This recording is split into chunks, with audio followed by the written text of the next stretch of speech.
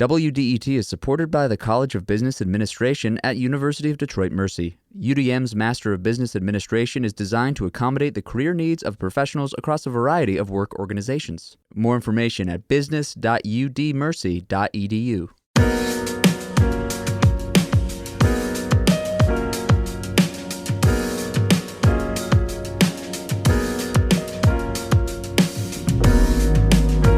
Metro on 101.9 WDET FM. Happy Canada Day. I'm Tia Graham. That's right. Happy Canada Day to you as well, Tia. I'm Nick Austin, and today on the program, in honor of this, we're going to hear from Windsor Mayor Drew Dilkins to get his thoughts on how Windsor and Detroit share a special connection. But first on the Metro, once again, it's July 1st, which means it's Canada Day. It's a celebration of its Independence Day. But what do you know about Windsor, Essex, when it's the last time you've gone to Canada? There's a unique connection between Detroit and our sister city, as you will learn all about throughout the show.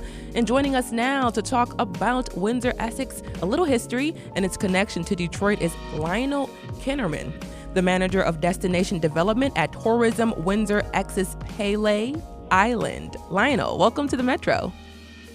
Well, thank you very much. Great to be here. Yeah, so when did Windsor, Essex become established?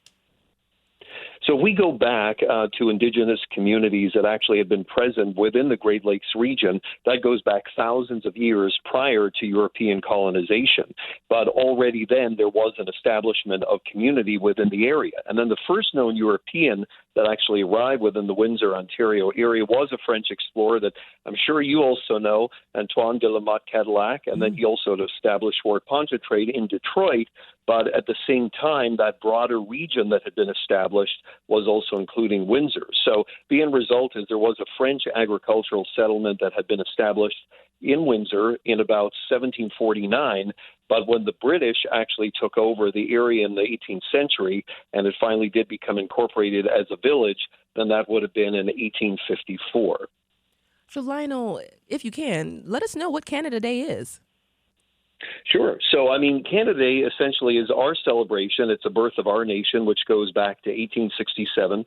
So this year is commemorating 157 years of independence. And essentially, if we do go back in time, what we have an understanding of is the fact that the British Empire at the time, they were looking at taking over this area, obviously through exploration and moving forward with two areas called Upper and Lower Canada, which now are the provinces of also Ontario and Quebec. So for us specifically, it's dealing with the notion of independence and making sure that we were not part at the time of the American colonization, if you will, 13 colonies and their expansion in the United States. It was a breakaway, if you will, from not going down that road with the United States and also remaining loyal to the British Empire. Yeah. So when we think about, of course, looking across the river and we see Windsor and Essex, what are some major landmarks from Windsor, Essex history, and what would we could spot and see and notice? Sure. So, if you're going to look at some of the historical elements, one certainly is what we call our beloved distillery district, which is the Walkerville district. It is just slightly east of downtown Windsor. And in fact, what is so important about this is that is also the birthplace of Canadian whiskey. Right there, we had Hiram Walker developing the Canadian Club product, and we also have J.P. Weiser's as well. So that is one area of the distillery district, that still holds a sheer value because they're still distilling to this day that product and distributing it through Canada and other parts of the world. And then at the same time, it's a great district for shopping and dining as well. So from a tourism side, it works really well. If you're looking at, let's say, the Underground Railroad, so the whole notion of freedom seekers coming to Canada where they actually were able to move forward with having some of those freedoms, then you would look to the Sandwich First Baptist Church, which is a little west of the downtown core, and that is one of the oldest black churches in Canada, but it also did serve as a key hub for the Underground Railroad, where it would actually provide refuge or shelter to many of those freedom seekers. So that's another critical one. The other that you might look at in honor of further with Hiram Walker would be a grand mansion. It's called the Willisted Manor, built by Edward Walker, his son, and serves as a prominent example of exquisite 20th century architecture within the area. And one of the other notables that you might be aware of is just in the downtown core, our beloved Riverwalk, which does incorporate the Windsor Sculpture Park, over 30 of these world-renowned sculptures, and in that case also a 8-kilometer or 5-mile stretch between the Ambassador Bridge going into the downtown core and Dieppe Garden. Again, another great area that does focus on essentially commemorating World War II and the Canadian soldiers who did fight in the Dieppe raid.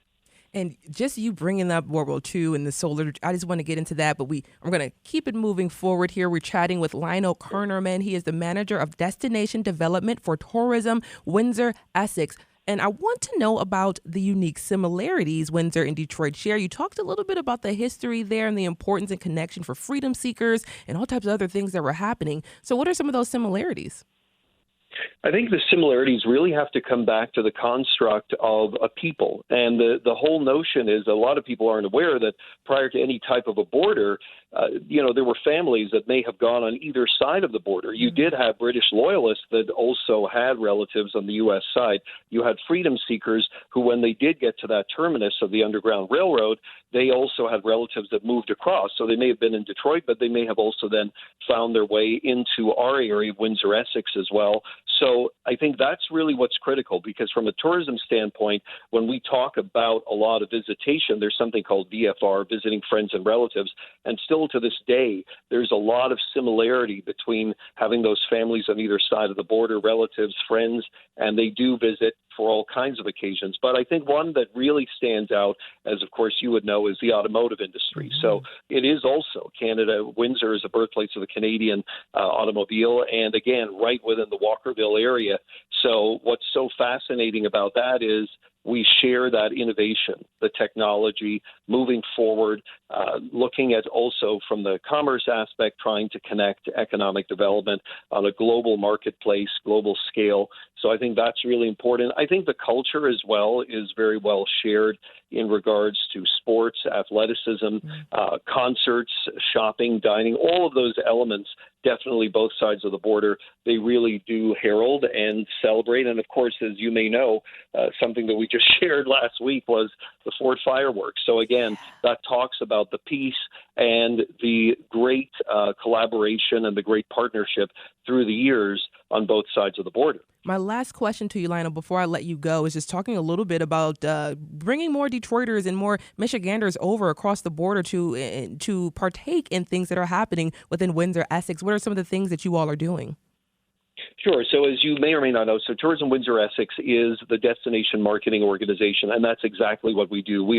Our main focus is to really encourage the visitation to our area of what to see and do, and we do offer not only the website, social media, blogs, and then also looking at various, in this case, messaging that gets out there, suggested itineraries as well. And some of the great things that we're really looking at right now are dealing with programs. So you can check out our Epic Wine Region. We have a great tasting pass, barrels, bottles, and brews. Speaking about the distilleries, that focuses all on that, as well as breweries. And then you're also looking at some great pieces that deal with public art, that deal with our history, that deal with birding, which is another outdoor asset that we have, and also agritourism, more about produce in our area that's fresh. And then I would also say, check out our website, visit WindsorEssex.com, visit WindsorEssex.com for the latest information. A lot of great festivals and events happening all summer into the fall. So we really do encourage a short weekend stay or even an entire week if you'd like during the summer. A lot of things to see and do. Lionel Kernerman is the manager of Destination Development for Tourism, Windsor, Essex. Thank you so much for joining us on the Metro and teaching us more about Windsor, Essex. My pleasure. Thank you, Tia.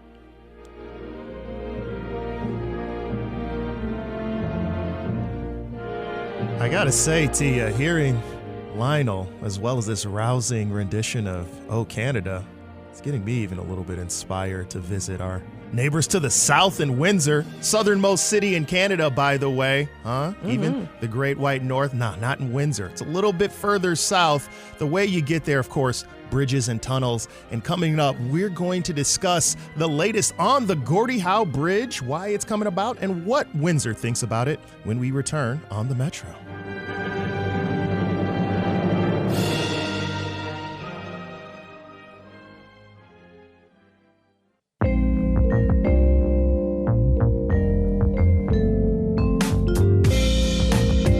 Welcome back to the Metro on Canada Day. I'm Tia Graham. And I am Nick Austin. And earlier this month, Tia, the main deck of the Gordie Howe International Bridge was successfully connected, marking a major milestone in its construction.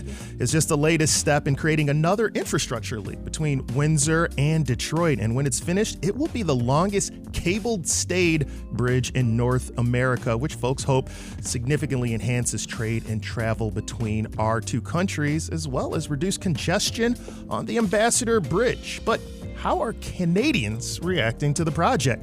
To answer these questions and more, we're joined by Craig Pearson, managing editor of the Windsor Star. Craig, welcome to the Metro. Hey, Nick. Thanks for having me. Yeah, especially on Canada Day. I know it's your day off, so you're doing all of us here a favor, and we appreciate that from you. But to start, can you tell us what role Windsor and Canada more broadly has played in the creation of this bridge as it began its construction so many years ago in 2018? Yeah, well, Canada has played a pretty main role given that the federal government is funding the entire $6.4 billion project. That's 6.4 Canadian, of course, which I think is maybe almost $5 billion US. And they hope to make the money back through tolls over 30 years. But I think what's more exciting from a Windsor perspective is just seeing this bridge go up between Windsor and Detroit. It connected just 2 weeks ago, and thinking about how much more potentially this is going to help us cross the border. You know, we've been crossing the border. I think the first connection was in 1910. It was a railway tunnel, but the Ambassador Bridge, I believe, started in 1929, started welcoming people. So it's been a while. And then the next year was the tunnel. And so it has been a while since we've had a new public connection. It's kind of exciting. And given that I personally love going to Detroit, I'm sure I've been to Detroit 400 or 500 times, literally. I'm looking forward to it. Yeah. Well, we appreciate that connection. Of course, I've seen people try to swim the thing also, although I guess that happened more when I was younger. I don't know if that's working quite as much. But what is the problems that we have right now just with the original ways, the Ambassador Bridge Tunnel? Why was this so important that Canada said, you know what, we're going to invest all of that money to make this connection happen? I think it was a look towards the future and thinking, you know, at some point we are not going to have the crossing capacity that we need. A few things have happened since then, since it was first imagined, and it actually affected travel a little bit. But, you know, the Windsor-Detroit tunnel is the largest is the largest connection, the border crossing in North America. And therefore, I think Canada really wants to make sure we keep the flow of goods and people going. The United States, I think, is no surprise. It is our largest trading partner by far. And therefore, it's important that we have a free flow of goods as well. I think just philosophically, the government didn't like the idea of having just one bridge, just in case, heaven forbid, there was ever a reason that bridge wasn't working for some reason. They would like to have another bridge available. So I think it was a number of reasons, mostly looking towards the future. We're speaking with Craig Pearson, who's the managing editor of the Windsor Star. And Craig, you mentioned all of those benefits. Let's talk at a little bit more local level, since you are reporting there from Windsor, again, that largest southernmost city in Canada. You've mentioned the connection with, for example, the automotive industry. But for residents who are living there, from what you've heard, how are folks feeling about it on the ground level? Do they think it's going to be a net benefit for Windsor, or do they have concerns? Oh, they think it's going to be a benefit. There's no question. You have to remember one thing that's happening is that part of the agreement when it was all negotiated at the beginning, and by the way, that has taken years, was to provide community benefits for both Windsor and Detroit, Delray neighborhood over there, for instance. And those are one thing that's happening. But another thing that's kind of exciting, which I think will be great for both Windsorites and Detroiters, is that there will be the possibility to cross on foot or by bike. Now, that's the first time. You can't go through the Detroit-Windsor Tunnel like that. You can't go over the Ambassador Bridge like that. And I think that that's a pretty exciting thing on its own. I don't know what the rates are going to be, but I do know that the Windsor-Detroit Bridge Authority, which oversees the new Gordie Howe International Bridge, has said that the people crossing by foot or on bike will be free, at least to start. That's kind of fun. Yeah, it I'm is. actually looking forward. If you have that kind of stamina to make it, to make it all the way there. I guess it'd be easier than swimming the thing, though, so I'll grant you that. But you mentioned Delray, and with this increase of traffic, as we think about our neighborhoods here in Detroit Southwest, one of the concerns people have is we're already dealing with a lot of pollution, both noise pollution and, exhaust from all of these trucks. Increasing traffic would have the potential of increasing that exhaust. So are there environmental concerns that folks over in Windsor are grappling with maybe people who live around the area not getting as much benefit from the bridge, or how is that reconciled for your folks over there across the border? I think you make very good points about the increased traffic and increased noise. It's not like they're going to open it, however, and all of a sudden traffic is going to double. It's a kind of thing that they hope will happen. It will make this crossing more attractive. But people have the same concerns as people in Detroit do over traffic noise and congestion. One thing, though, that's happened on both sides of the bridge is that they have upgraded roads, the connector roads, to make traffic flow better. That's also happening in Detroit, as I'm sure you know. And so I suppose the hope is that will help alleviate some of the traffic issues. But I agree that more exhaust would be an issue, and I'm not sure how they will address that if that becomes a bigger problem. Well, we will continue to maintain our eye on that. Of course, the bridge is expected to be completed around September 2025. Maybe we'll have to have you back before that. But Craig Pearson, managing editor with the Windsor Star, thank you so much for joining us and celebrating Canada Day with us on the Metro.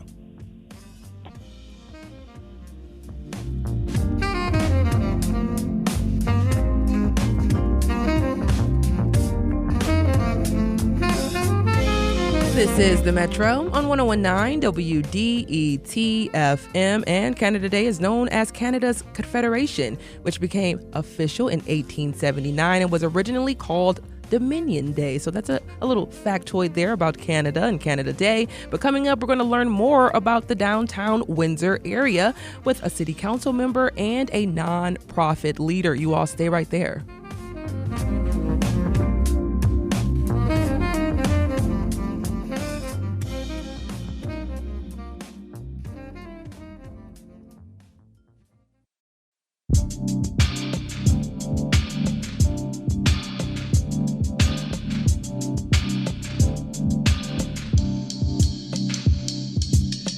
It's the Metro on 101.9 WDET, celebrating Canada Day with all of our friends across the border, whether you are to the north and south, but especially to our friends there in Windsor. Happy Canada Day to you, and happy Canada Day to you, Tia.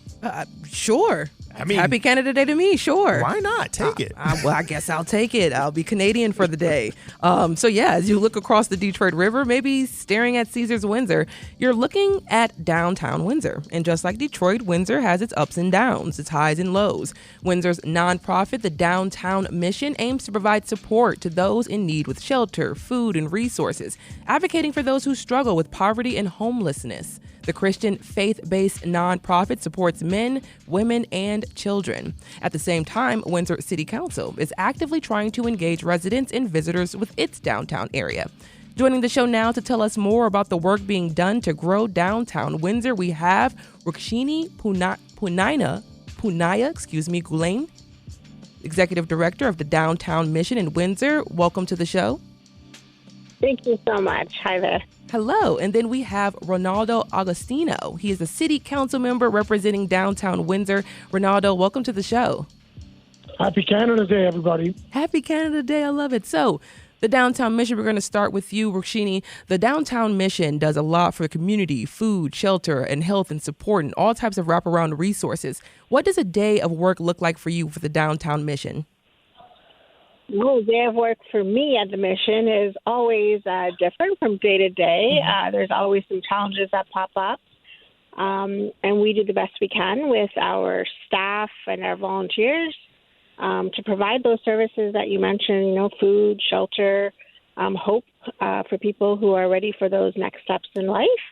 And we do I love that Councillor Agostino is on with me as well, or with us today, and we're here celebrating Canada Day, but we love working with our community partners in the downtown core, trying to keep it a vibrant and active, engaged community for everyone to enjoy, right? Whether they are needing services of the mission or just coming to work downtown or have some enjoyment downtown. So we are really appreciative of working with our community members in every way.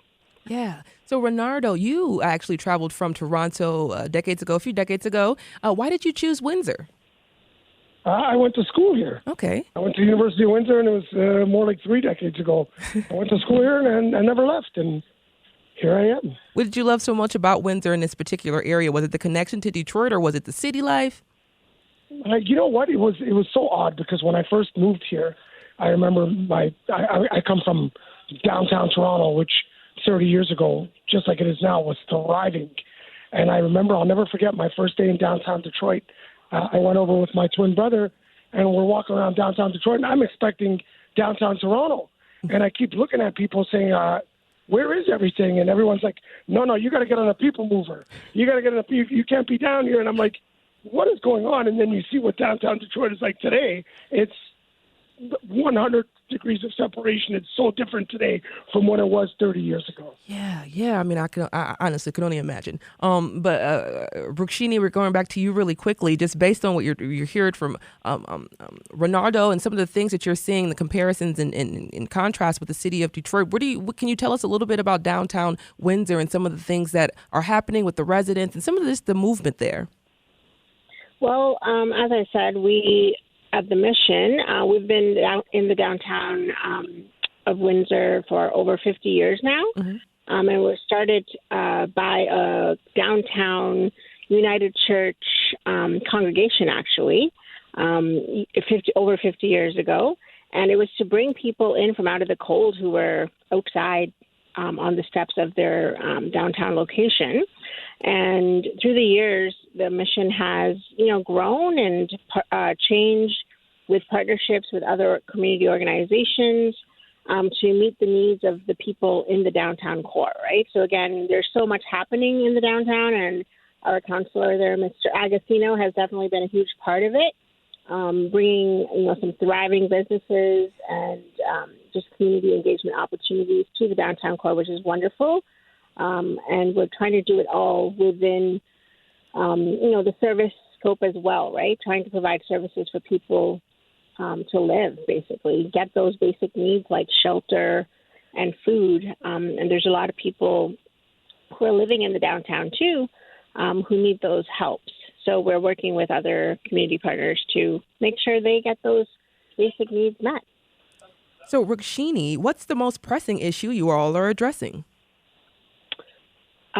One of the biggest issues is affordable housing. So that's a huge thing that, there's many people in Windsor, Essex, who can't afford to stay in their apartments anymore or are getting kicked out of homes, things like that. So they're adding stressors onto the shelter system, and we're trying to keep up with that demand, as well as provide those basics like food, of course.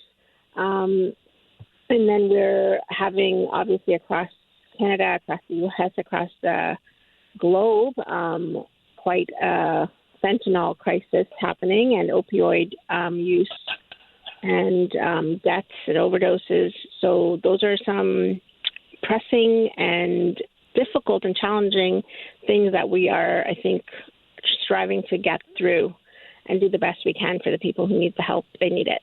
Yeah. So, Renardo, as a city council member there in downtown Windsor, how are you all taking a look at the opioid addiction as well?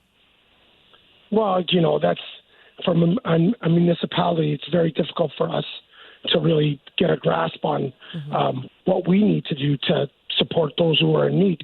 But what we are doing is we're making our streets safer, and we're dealing with more of the effects of the opioid crisis rather than the opioid crisis itself, because the opioid crisis is really a health issue, and a municipality doesn't have the funds to deal with that. That's a provincial and a federal responsibility. But municipally, what we're doing is we're doing our best to keep our streets clean, to keep our area beautiful, and to keep everybody down here safe. And as we work with Windsor Police and our community partners, whether it's at the downtown mission or a Windsor nurse police team that we have out there, we've been very innovative. Our shelter, our H4 has expanded, our hours have expanded.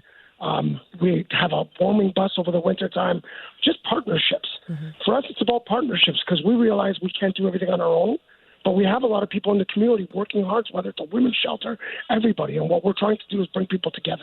And that's the most important thing. But we're also not forgetting about other things that our downtown core needs, which is thriving businesses, fun things to do, more events.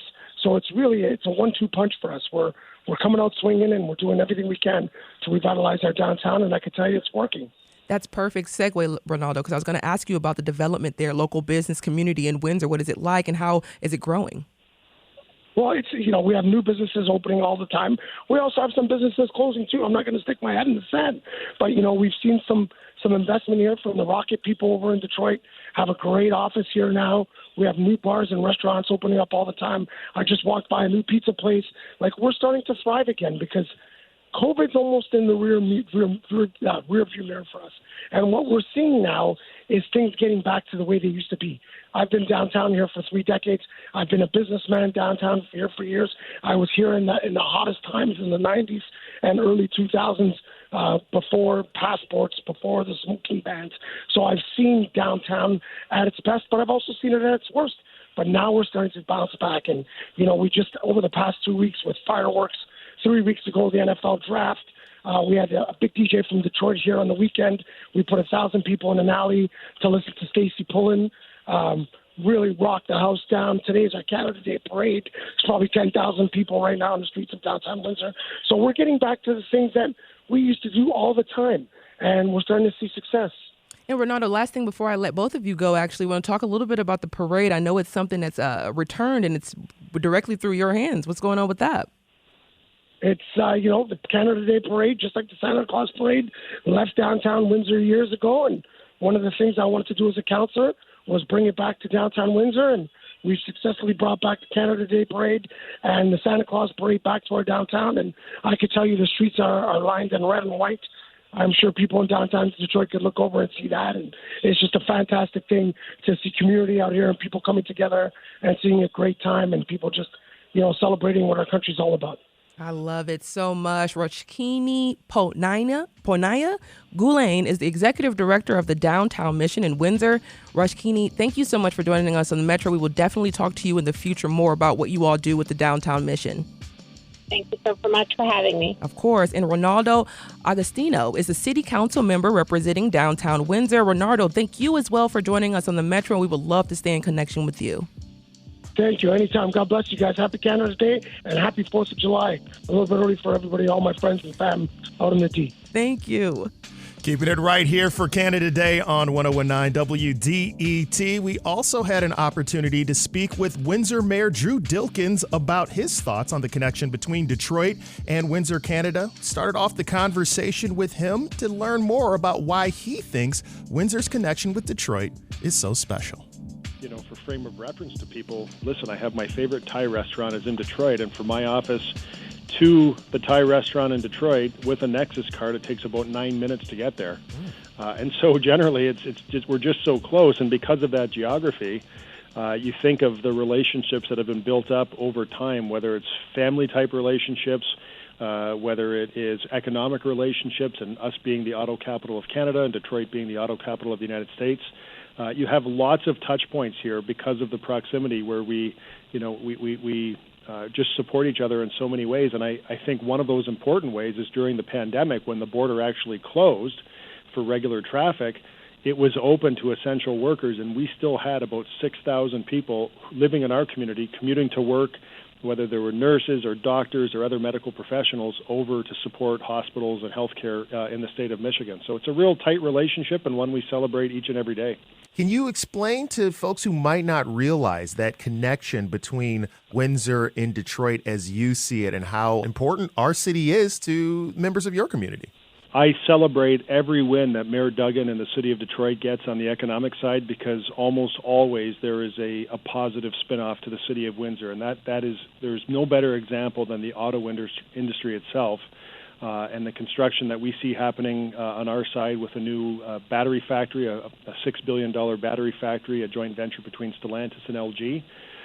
And that is great for us, but it's also great for business owners in the auto sector on the Detroit side, because our supply chains are so tightly integrated that the best example is, on average, the parts that go into a car before it rolls off the assembly line have crossed the border about 6 times, just for continued work in process and improvements.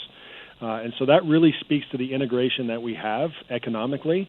But then you think of just the social interactions and the connections that we have. My own brother lives in Michigan, went to school over there, met a gal in school and married her, and that's where they've raised their family. And I'm just one of, probably tens of thousands of families in my community that have those types of touch points on the other side of the border. Let's say that I'm not 19 or 20 years old, but I'm living in Detroit, haven't had a chance to go over to Windsor. Why do I need, as a Detroiter, to get over to Windsor? What do you guys have going on for me, 21 and up? What's the pitch that you would have for reasons to go over there? We celebrate together with the Detroit Visitor and Convention Bureau our two-nation destination. And we're, again, in that position because of our geography and our proximity to celebrate the events that are happening on both sides of the border. And so we have a number of festivals and events that happen, especially at this time of year in the good weather months in the city of Windsor that, attract folks from Detroit over here. And a lot of it is also just the mystery of, hey, what's on the Canadian side of the border? I look across, it looks nice over there. Let's just go take, a short trip and explore. People come over for the casino because right now our dollar is much weaker than the U.S. dollar. So every pull at a slot machine, you get 40% more pulls because of the exchange rate on the dollar. So that brings over a host of people. And so we've got 21 amazing award-winning wineries in our region. We've got a number of craft breweries. Hiram Walker, a great story with Hiram Walker, who was a Detroiter, came over to what was then the town of Windsor and ultimately became the town of Walkerville. He came over in the mid-1850s and set up a distillery that's been in continuous operation since 1858 and is the largest distillery in North America, produces Canadian Club and J.P. Weiser and a whole host of other spirits. And so there are lots of really interesting experiences here. The history, the Underground Railroad and the War of 1812, there are many of those experiences as well.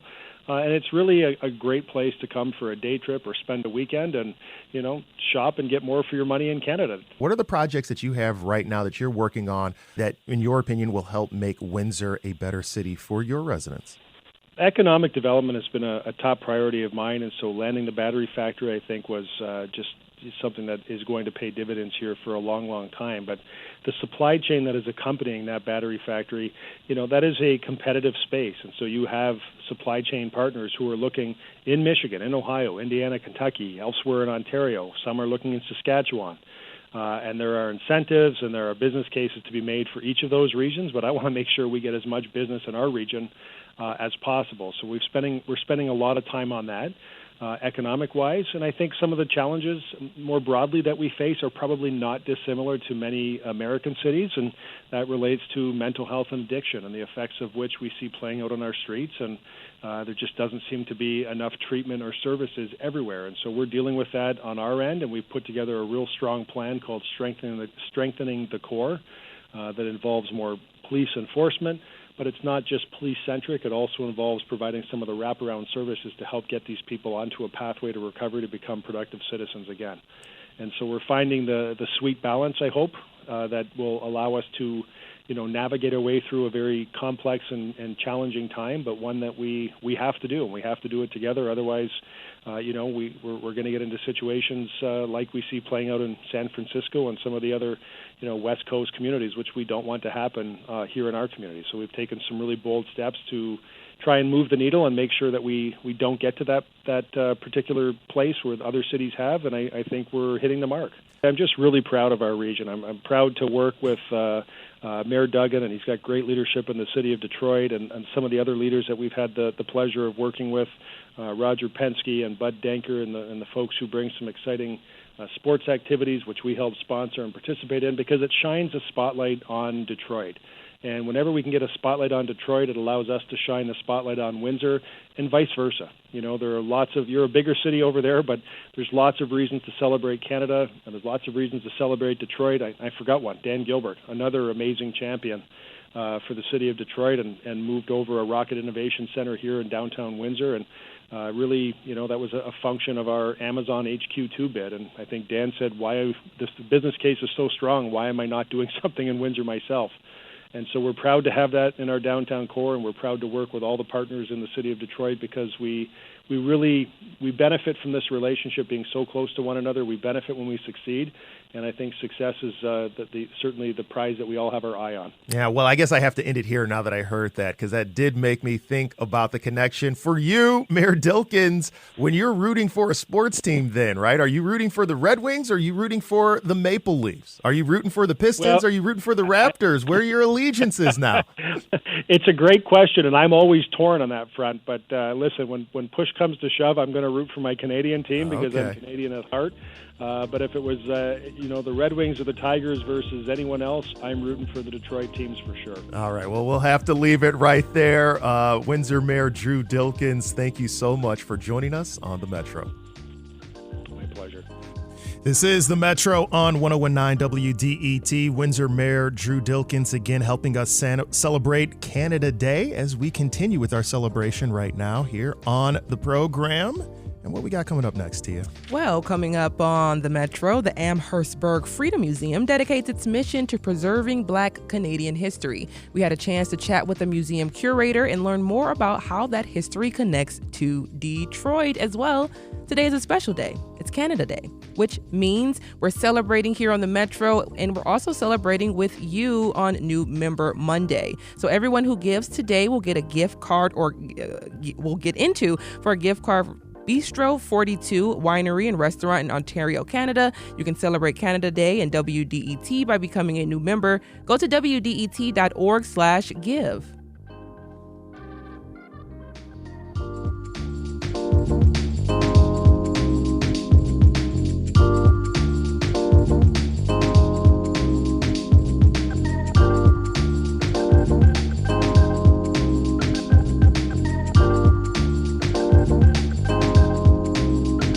It's the Metro on 101.9 WDET, celebrating Canada Day right now. And coming up, we're going to have a conversation about a museum celebrating Canadian Black history. Keep it locked right here as we return.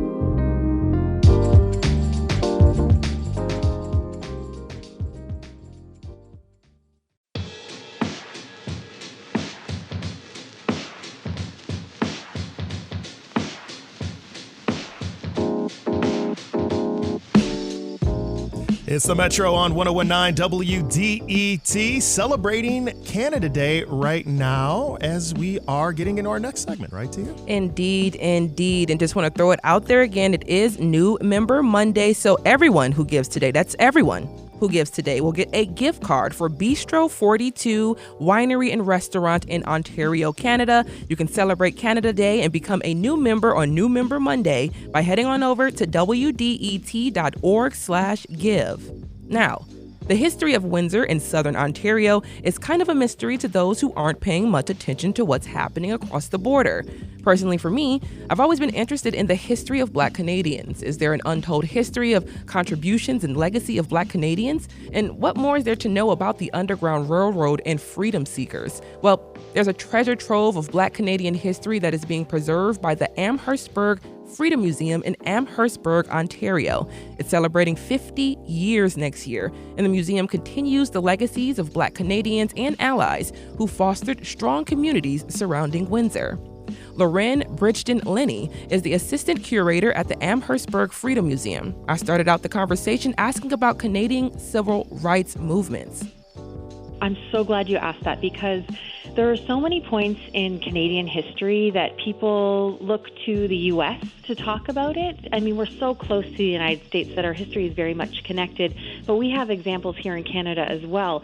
For example, we had slavery here. We had forms of segregation both legally and socially enforced, and we also had a civil rights movement. And it wasn't just in the 20th century. I would argue that a foundation for a civil rights movement was laid in the 19th century when freedom seekers were arriving to Canada.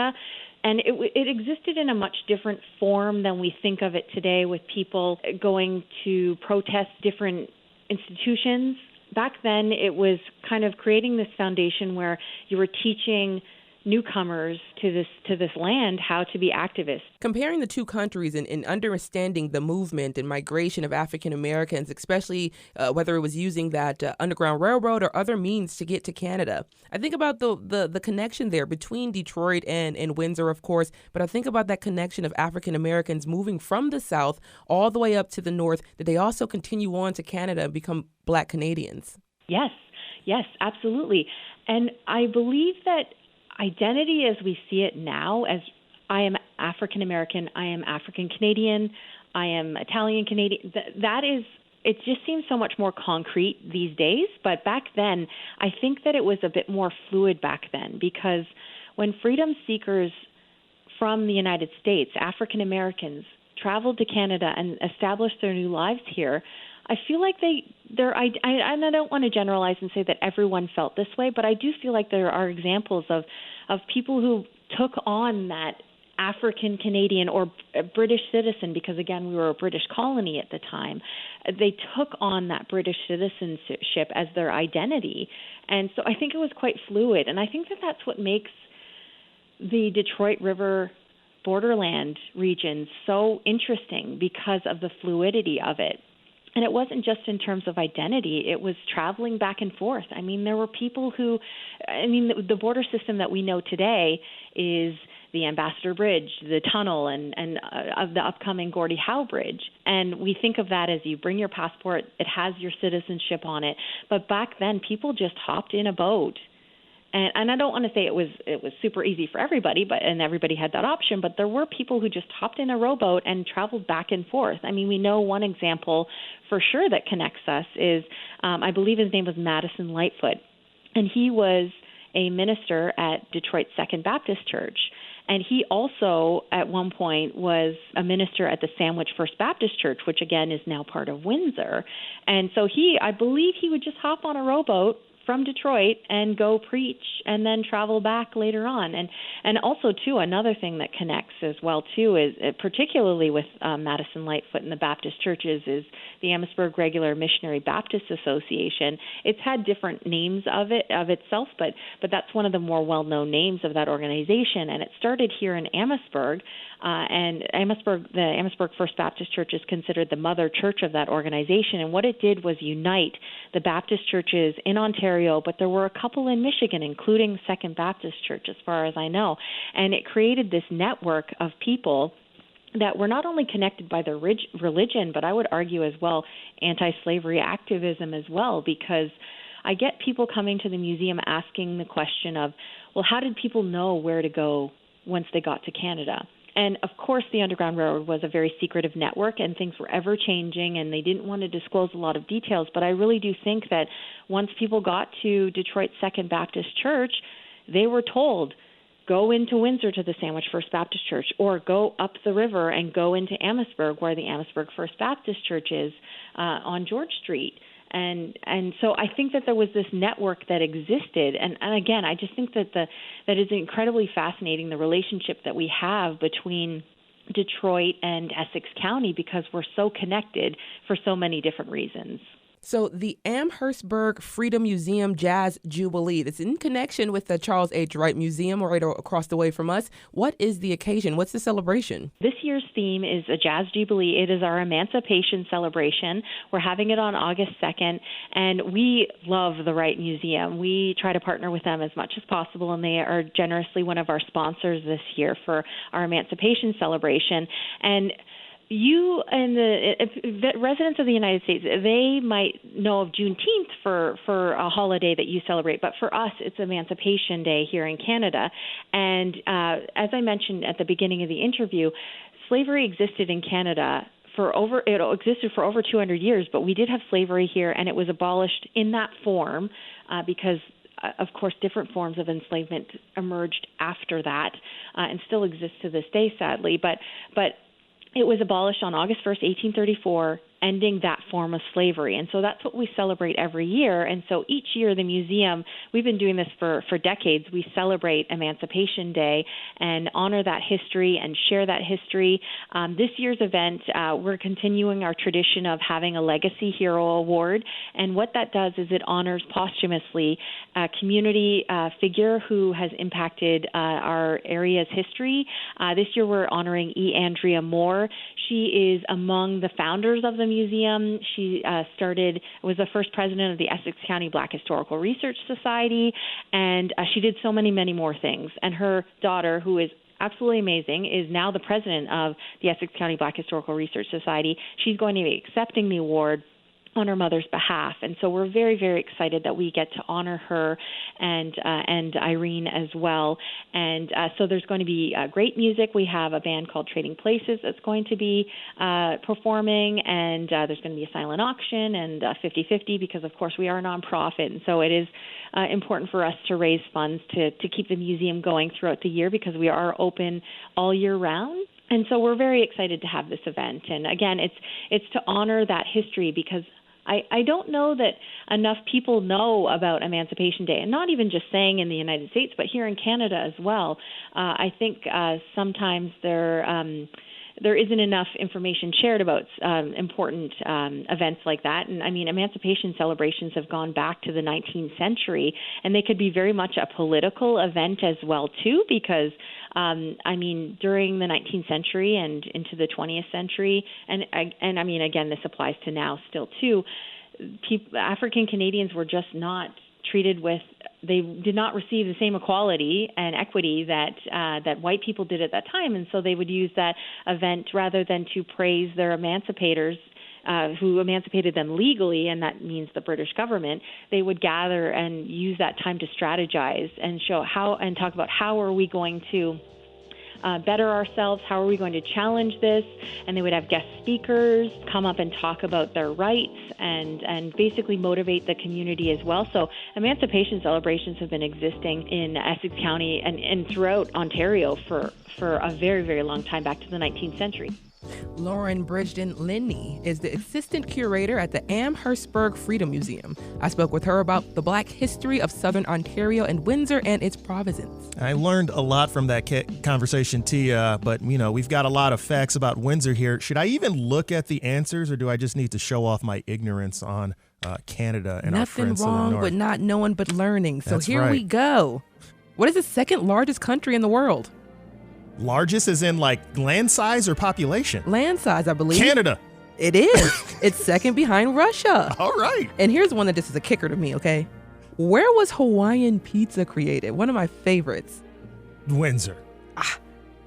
Who knew? Who knew? An answer. Believe it or not, a Greek-Canadian man was the inventor of the Hawaiian pizza and created the pizza to attract customers to his restaurant. And I guess it works because I'm eating it. I eat pineapple on my pizza also. I think it's an underrated topping. And in preparing for this show, residents of Windsor love Windsor pizza. They said, Nick, if you're coming over here, what you need to do is get some of that pizza in your life, which was crazy to me. I thought Americans did the pizza thing right. We're going to have the challenge, I guess, Tia. We're going to have the challenge. And just learning a little bit about the Canadian Club whiskey, learning a little bit about that, Windsor having that connection there to being the inventor of the Canadian whiskey. So that's really dope. You got to get over to that duty free so that you can get a little bit cheaper. You know what I'm saying? All I'm thinking about is prohibition. My brain instantly went to prohibition. I don't know why. I'm just thinking like, oh, you guys had the whiskey there.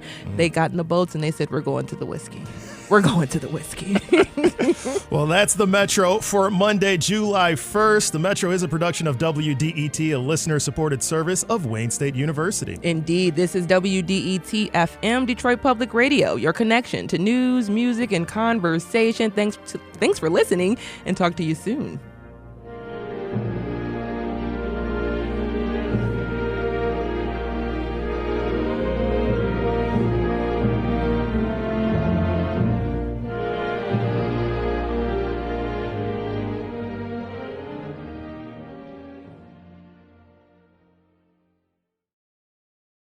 WDET is supported by the College of Business Administration at University of Detroit Mercy. UDM is offering a new master's degree in ethical leadership focused on sustainable, ethical, and inclusive problem solving. More information at business.udmercy.edu.